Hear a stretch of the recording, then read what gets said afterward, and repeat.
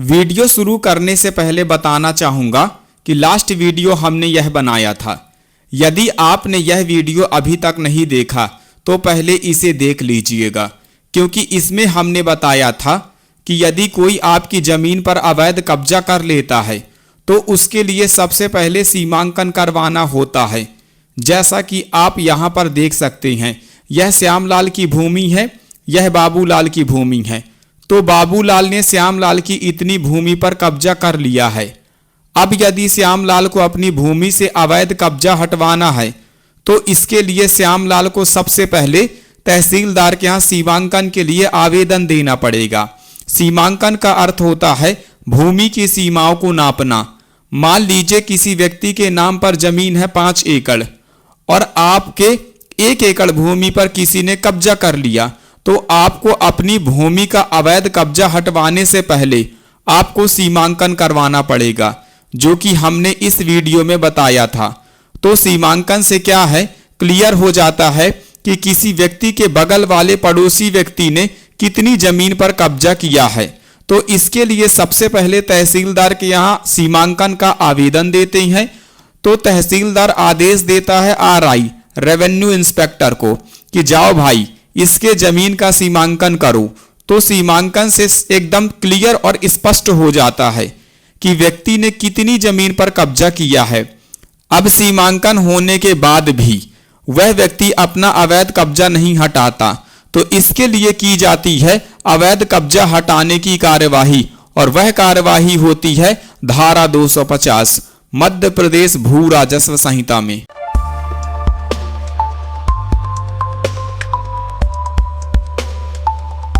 नमस्कार दोस्तों, आज की यह वीडियो मैं किसी ट्रेंड या व्यू के लिए नहीं बना रहा हूं।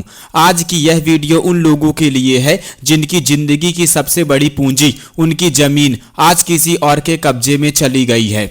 बहुत से लोग मेरे पास रोते हुए आते हैं और कहते हैं सीमांकन हो गया है, कागज सही है, फिर भी कब्जाधारी जमीन खाली नहीं कर रहा है। दोस्तों, यहीं से धारा 250 की असली कहानी शुरू होती है। मैं आपको शुरुआत से लेकर मौके पर कब्जा हटने तक की पूरी कानूनी और जमीनी प्रक्रिया समझाऊंगा। यह वीडियो खास तौर पर मध्य प्रदेश के लिए है और मैं साफ कह रहा हूं, अगर आपने इसे अधूरा देखा तो आपका केस कमजोर पड़ सकता है, इसलिए पूरा देखिए दोस्तों, धारा 250 कोई मामूली धारा नहीं है। यह MP लैंड रेवेन्यू कोड की वह ताकतवर धारा है जो सीधे जमीन मालिक के पक्ष में खड़ी होती है। अगर आपकी जमीन पर कोई व्यक्ति बिना अधिकार के कब्जा कर लेता है तो धारा 250 आपको यह अधिकार देती है कि आप राजस्व न्यायालय से सीधे कब्जा हटवा सकें। धारा 250 आम किसान और आम जमीन मालिक के लिए सबसे तेज और सबसे मजबूत रास्ता है। धारा 250 कब लगती है? पहली शर्त, जमीन आपके नाम हो। अगर जमीन रिकॉर्ड में आपका नाम नहीं है, अगर नामांतरण लंबित है तो सबसे पहले नामांतरण कराइए, क्योंकि कागज में नाम आपका नहीं है तो कानून आपको मालिक ही नहीं मानेगा। दूसरी शर्त, सीमांकन अनिवार्य। बिना सीमांकन यह साबित ही नहीं होता कि कब्जा कहां और कितना है। लोग बोल देते हैं मेरी जमीन दबा ली, लेकिन कानून पूछता है कितनी, कहां, किस खसरे में। तीसरी शर्त, सीमांकन रिपोर्ट साफ हो। सीमांकन रिपोर्ट में स्पष्ट लिखा होना चाहिए कि आमुक व्यक्ति द्वारा आमुक खसरा नंबर में इतना क्षेत्र कब्जे में ले लिया गया है। धारा 250 मध्य प्रदेश भू राजस्व संहिता, अनुचित रूप से बेकब्जा किए गए भूमि स्वामी का पुनः स्थापन। यानी धारा 250 क्या है दोस्तों? भूमि स्वामी का पुनः स्थापन। तहसीलदार, आइए इसको देखते हैं। तो का किसी भूमि स्वामी या उसके हित उत्तराधिकारी के आवेदन पर जिन्हें अनुचित रूप से बेकब्जा किया गया है, उसके कब्जे के आधार पर वर्णन कर भूमि स्वामी की भूमि पर कब्जा कर रहे व्यक्ति को कारण बताओ सूचना पत्र जारी करेगा। कौन जारी करेगा? तहसीलदार जारी करेगा। कारण बताओ सूचना पत्र किसको जारी करेगा? जो उत्तराधिकारी की आवेदन पर जो आवेदन किया है और अनुचित रूप से बेकब्जा किया गया, जो बेकब्जा किया है यानी कि जो उसकी भूमि का हस्तांतरण किया है, उसे कारण बताओ सूचना पत्र जारी करेगा और ऐसी जांच करेगा जैसा कि वह उचित समझे। या यह ज्ञात होने पर कि भूमि स्वामी को अनुचित रूप से बेकब्जा किया गया है, यह स्वप्रेरणा से खंड का के अधीन कार्यवाहियां प्रारंभ करेगा।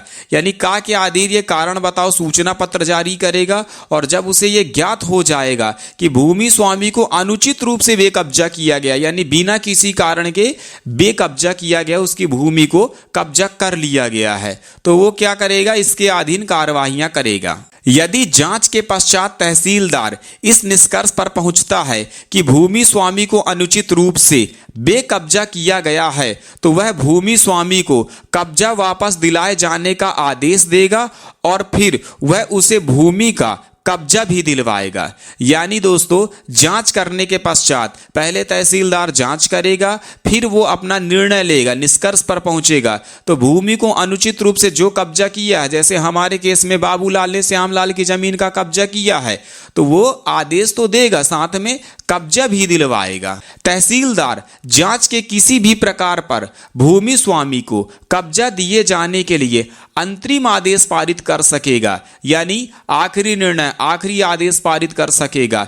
यदि वह इस निष्कर्ष पर पहुंचता है कि उसे इस धारा के अधीन आवेदन प्रस्तुत किए जाने या स्वप्रेरणा से कार्यवाही प्रारंभ किए जाने के पूर्व के 6 मास के भीतर विरोधी पक्षकार द्वारा बेकब्जा कर दिया गया था, यानी कि 6 मास कार्यवाही प्रारंभ करने के पूर्व जिस दिन उसका सीमांकन हुआ था, 6 मास के भीतर विरोधी पक्षकार ने, यानी कि जो उसका अगेन में रहता है, जो विरोधी पक्षकार होता है अनावेदक, जैसे अपने केस में बाबूलाल है, तो बेकब्जा कर दिया था, तो क्या करेगा तहसीलदार, कोई व्यक्ति जिसके विरुद्ध उपधारा 3 के अधीन कोई अंतरिम आदेश पारित कर दिया गया हो, तो तहसीलदार यह अपेक्षा कर सकेगा कि वह तहसीलदार द्वारा अंतरिम आदेश पारित किए जाने तक उस भूमि का कब्जा लेने के विरत यानी कितने दिनों तक उसने उस भूमि का कब्जा नहीं ले पाया था, रहने के लिए ऐसी राशि का, जैसा कि तहसीलदार उचित समझे,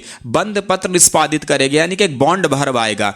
और यदि यह पाया जाए कि व्यक्ति ने बंद पत्र के उल्लंघन में उस भूमि में प्रवेश किया या उसका कब्जा ले लिया, यानी बंद पत्र तहसीलदार भरवाएगा, ठीक है ना, बॉन्ड, और यह भी देखेगा कि अगर बंद पत्र का उल्लंघन हुआ, उस भूमि में प्रवेश किया बंद पत्र भरने के बाद भी, तो तहसीलदार बंद पत्र को पूर्णतः या भागतः संपादित कर सकेगा और ऐसी राशि भू राजस्व के बकाया के तौर पर वसूल कर सकेगा। 5वां पॉइंट देखिए, जहां तहसीलदार का उपधारा 2 के अधीन भूमि स्वामी को कब्जा पुनः दिलाए जाने का आदेश हो, यानी दोबारा कब्जा दिलाए जाने का आदेश हो, वहां तहसीलदार उसके आपराधिकृत किए गए कब्जे की कालावधि के लिए विरोधी पक्षकार से भूमि स्वामी को संदत्त किए जाने वाला प्रतिकर, यानी कि कुछ राशि अधिनिर्णित करेगा, तथा ऐसा प्रतिकर उस पर संगठित होगा जो 10,000 रुपये प्रति हेक्टेयर प्रति वर्ष के अनुपातिक हो। यानी कि तहसीलदार वो प्रतिकर, यानी कि उसको मुआवजा दिलवाएगा जो 10,000 रुपये प्रति हेक्टेयर के प्रति वर्ष में हो, ठीक है ना, प्रति हेक्टेयर प्रति वर्ष के अनुपातिक हो। इस धारा के अधीन अधिनिर्णित किया गया प्रतिकर भू राजस्व के बकाया के तौर पर वसूली योग्य होगा, भू राजस्व के तौर पे वसूली करेगा, जो अवैध कब्जा किया था उससे ये 10,000 रुपये प्रति वर्ष वसूल करेगा तहसीलदार। जब उपधारा के अधीन भूमि स्वामी को पुनः कब्जा दिलाए जाने के लिए आदेश पारित कर दिया गया हो, वहां तहसीलदार विरोधी पक्षकार से इस बात के लिए अपेक्षा करेगा कि वह आदेश के उल्लंघन में भूमि का कब्जा लेने से विरत रहने के लिए ऐसी राशि का, जैसा तहसीलदार उचित समझे, बंद पत्र निष्पादित करेगा।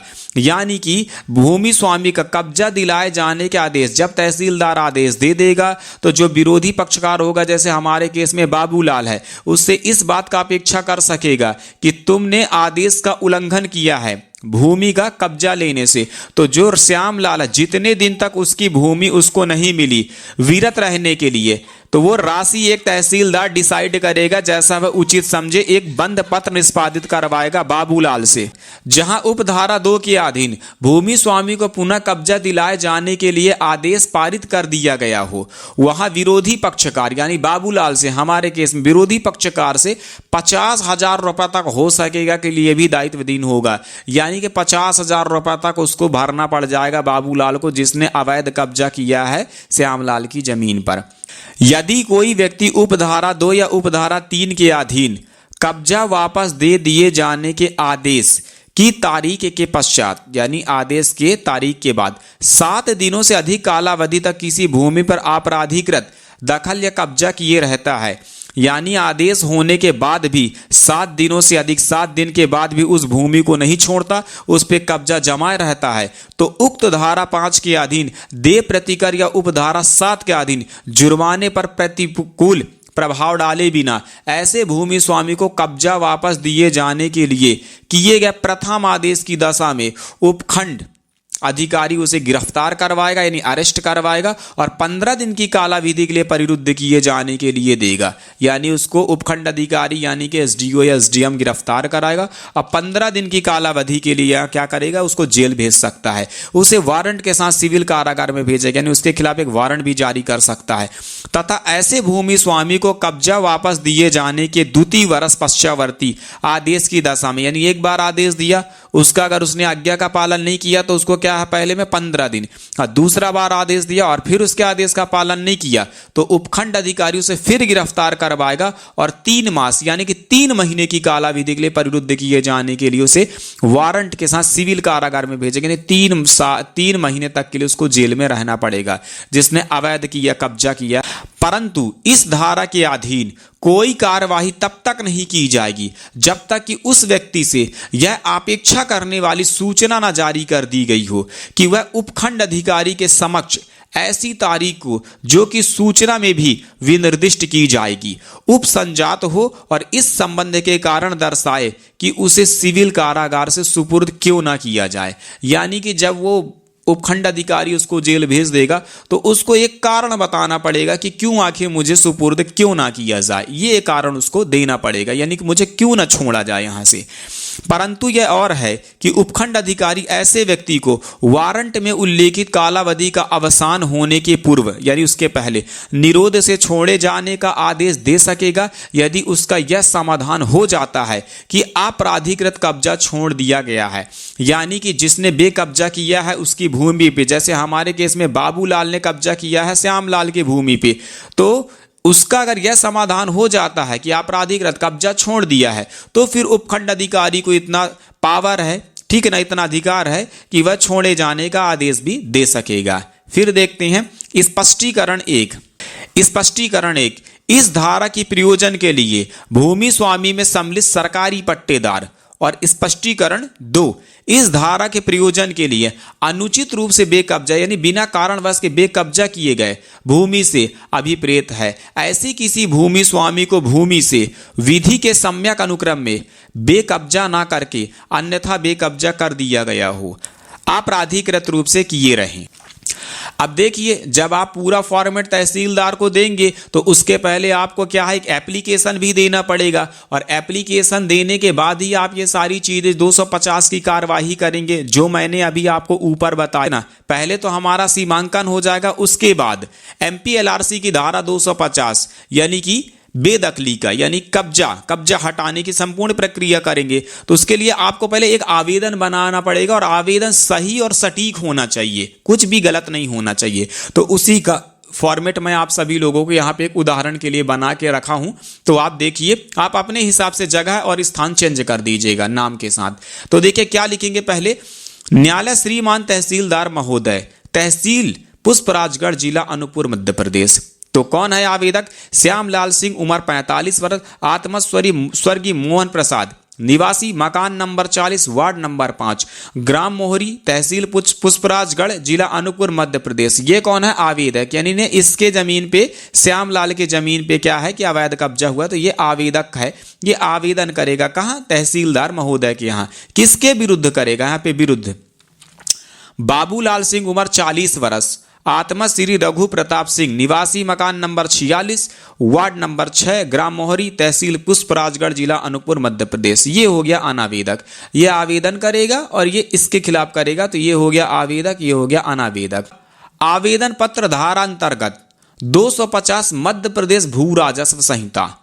आवेदन की ओर से निम्नलिखित निवेदन है कि पहला, 1, यह कि मोहरी तहसील पुष्पराजगढ़ में स्थित कृषि भूमि खसरा नंबर 230 रकबा 2.0234 हेक्टेयर 5 एकड़ राजस्व अभिलेखों में आवेदक के नाम पर दर्ज चली आ रही है।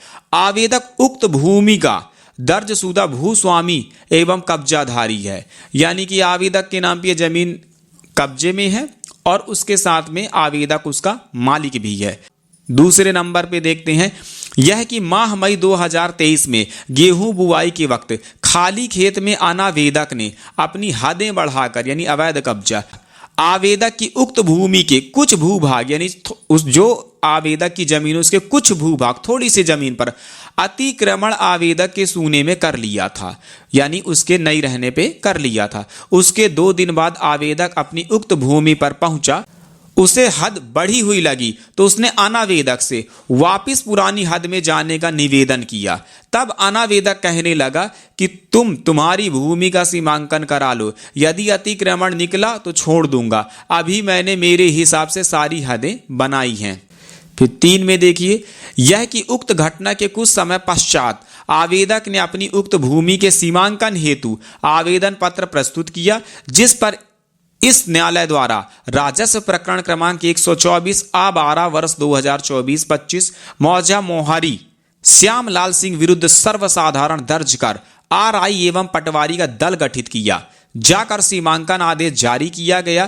तत्पश्चात सीमांकन हेतु अनावेदक सहित अन्य सीमावर्ती कृषकों को यानी अगल बगल किसानों को नियम अनुसार सूचना पत्र जारी किया गया तथा तामील कराया गया।